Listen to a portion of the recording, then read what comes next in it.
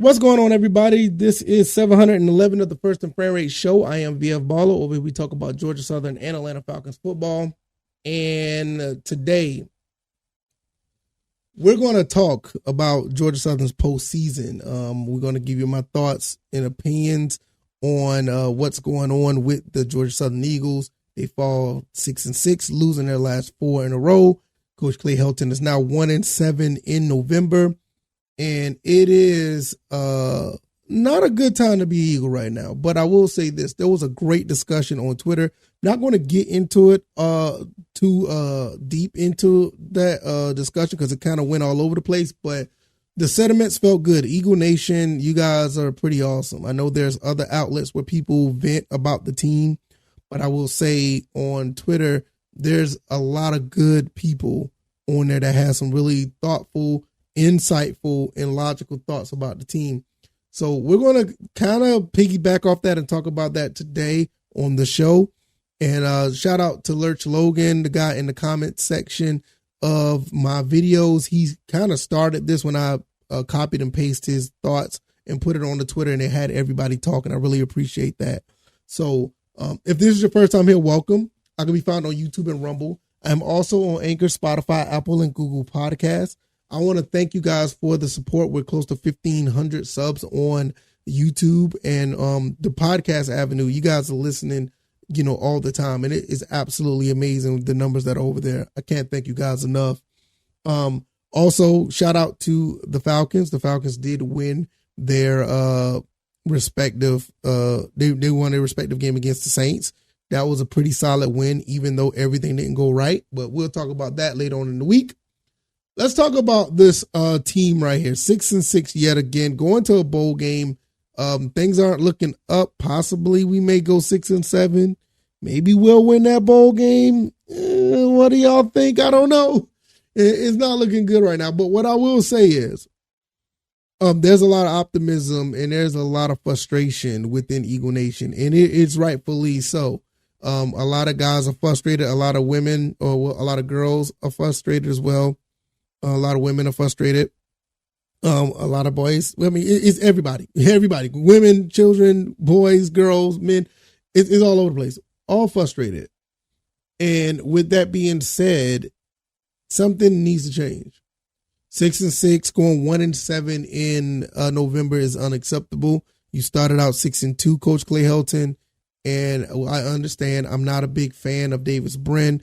I really did not want to talk about our players. I don't talk about them in a negative light, but he really made you look bad. I mean, he did. He made Coach Clay Helton look bad. And Coach Clay Helton made himself look bad by going along with it. We got to find a way to start developing quarterbacks because that's what makes this team go. A lot of people want to say that the team's not fired up for certain games, this, that, and the third. I'm sorry. It all starts with the quarterback. I mean, if you know how this goes, if you're a Georgia Southern Eagle, we could talk about Adrian Peterson all we want. And don't get me wrong, he is a phenomenal running back of this team. But he will tell you it's the offensive line and that quarterback that made him who he is. The quarterback makes the team go, especially when you go from the triple option, spread option, air raid. It doesn't matter what kind of offense you're running, unless you're just running Wildcat all day. The quarterback makes the team go. And when you have a quarterback that doesn't perform at a high level, the other guys on the field see it too. And they're not going to be fired up to play. They're just not. I mean, it's just a thing. It's just something about the sport of football that makes that different. Yeah, it's more of a passing league when it comes to the NFL. It's kind of more of a pass. It turned into that in college as well. But even if that quarterback can throw for X amount of yards, whatever the case may be, he could be as talented as in the world.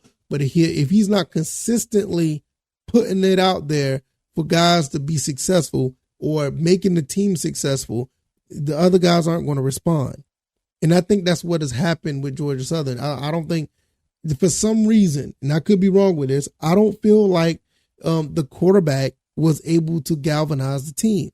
We all looked at the coach or whatever the case may be, and there's a reflection of the coach, don't get me wrong, but he has to find a way to get the quarterback together to have him to be the extension of what he wants. I mean, and if he can't do that, then that's a serious problem. Coach Clay Helton is in question right now if he can develop a quarterback, because he's constantly, I ain't gonna say he's constantly, but for 2 years in a row, he's going out to find a quarterback that's not one that he recruited. He just plugged and played a quarterback in. And it's not a shot against Kyle Van Treese. I think he's done a great job with the hands that he was dealt. He done really well last year. But you can't strike lightning. Lightning doesn't strike twice in the same place. It just doesn't happen. You're going to have to find a way to get these young guys a chance to play. I'm a huge fan of Colton Fitzgerald. I'm a huge fan of Fitzgerald. I would love to see him play, but you don't get to see that. J.C. French is another one. A huge fan. Bo Allen. We got some talent up here. But it's not being displayed. It's not being developed the way I see. I mean, I could be wrong. I mean, I know some people on the staff. I know some people on the staff that would tell me otherwise, and that's fine. I have no problem being corrected, but it just seems like these guys aren't being developed to be the next guy up. Now, there's a lot of quarterbacks that just went into the transfer portal. You got the kid from K-State. You got the kid from Mississippi State. You got the guy from Texas A&M. I know you're going to have some more. And I'm going to tell you guys right now, I'm going to just go ahead and say it. I have a gut feeling that Coach Clay Helton is going to go after one of those guys, or he's going to go after another quarterback again. I just feel it. I have a gut feeling that's going to happen. Does that sit well with you? It doesn't sit well with me. But I root for the Eagles no matter what. I don't like it, but I got a feeling it's going to happen. And I'm not even going to get into the names of, Rodgers or, I can't forget the guy from K-State. I can't get, Max Johnson from Texas A&M. I'm not even going to get into going down that rabbit hole talking about them or the other ones that come out we may not know about. But I want to see our players get some burn. I told you I'm a big fan of Fitzgerald and French. I may be a little indifferent, but I like Fitzgerald a little bit more for some reason. Don't shoot me. But Coach Clay Helton is going to have to trust me. This is what I believe. I don't think anything is wrong with the team, but that one position. You got good running backs. You got receivers that can catch the ball. The offensive line isn't as good as it was last year, but they're good enough for the quarterback to get the ball out. The defense holds its own when needed. But when the quarterback, the leader of your team, is not performing at a higher level, everybody else is just going to, they're just going to wing it. Especially in college. They're going to wing it. These guys galvanized behind Kyle Van Treese. I'm not saying they're not doing it for Bryn, but you saw it with Kyle Van Treese. These guys wanted to play. These guys went above and beyond to catch this guy's passes. Derwin Burgess went all out. Caleb Hood went all out. Amari Jones went all out to go catch this guy's passes last year. I don't see the same with Davis Bryn. Now, another thing about this, Kyle Van Treese was able to scan the field a little bit more than Davis Brent, but I just don't want. I don't want to go down that rabbit hole. I don't want to go. I don't went too far already, but I will say that I will also say this: going forward, we cannot have this again. Year 3, we need a quarterback that's going to make some things happen and actually get the ball to the receivers, be a bona fide leader on the field. We need a real field general. We saw these other quarterbacks that came through here, even when we was running the triple option. You saw the Jared McKinnis of the world. You saw Upshaw. You saw J.R. Revere. You saw Greg Hill. You saw these guys, J-Bo. You saw these guys who were confident at driving the ball downfield. Even at the small times that they passed, hell, even with Shaw Words. Shaw Words was a difference maker when he was on the field compared to a Justin Tomlin. It matters. And I'm not blaming it all just on the quarterback. I'm blaming it on the coach because the coach is the one that's orchestrating all of this.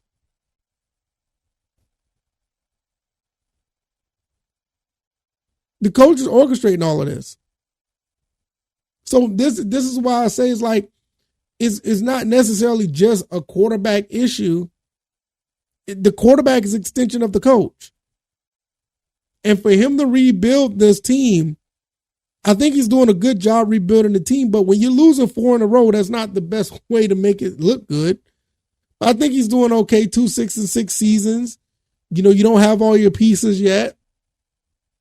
But you got to get the quarterback position right. I believe that you've done good with the receivers. I like DeAndre Buchanan. I like Marcus Sanders. I like Dalen Cobb.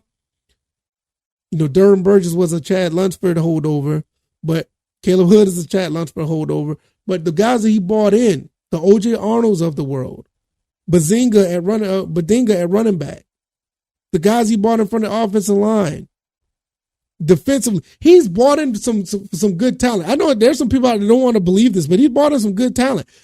This is why I'm not necessarily dogging on him and want him to say, oh, changes need to be made, because you're not going to find anybody out there like this. I could be wrong, but I don't see it.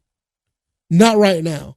Not after 2 years. You pull a guy after 2 years, you're going to be in a situation where nobody wants to be here. But he has to get year 3 right. He has to. You need to have at least 8 wins in that column. Maybe 7, and that's pushing it. But you need 8 wins in that column by year 3.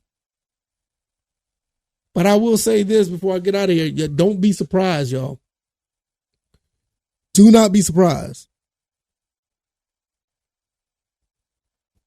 Don't be surprised if he tried to pull another quarterback that's a graduate transfer once again. I got a feeling that he's going to do it, and it's going to upset a lot of people, but you heard it here first. I think he's going to do it. I think he's going to try it. The talent is out there, but I don't think that talent's going to come in. I don't think we're going to see a Will Rogers come through the door. We thought a JT Daniels was going to be here, but I don't think we're going to. Will Rogers, all them other guys that I will be extremely surprised. But just prepare yourself for it. Prepare to get upset, because I got a feeling he's going to try it. I want French or Fitzgerald to get the nod, but I feel like he's going to try it. So don't set yourself up. Just prepare for it. If you like this commentary, hit the like button. Share this podcast. Subscribe to the channel if you haven't already. Let me know what you guys think. You can subscribe to me on YouTube or Rumble, whatever your best preference is. If you want to listen to me on the podcast avenue, I'm on Anchor, Spotify, Apple, and Google Podcasts. Check me out over there. Google is going to be changing over to YouTube Podcasts, I think, in 2024. But you can check me out on any of those avenues. I am in the works of trying to expand the podcast. With your help, will definitely be appreciated if you want to. Cash App and PayPal links are below if you want to bring any monetary value to the show. It helps make things go faster as far as the expansion of the show. And I cannot thank you guys enough. I really appreciate the support for your listener and viewership. I'm going to see you guys tomorrow. We're going to talk some Falcons. We may jump into some more Georgia Southern stuff. And I thank everybody who discussed Georgia Southern football on Twitter today. You guys have been great. All right, y'all, I'm out of here. Y'all take it easy and y'all be blessed. Peace.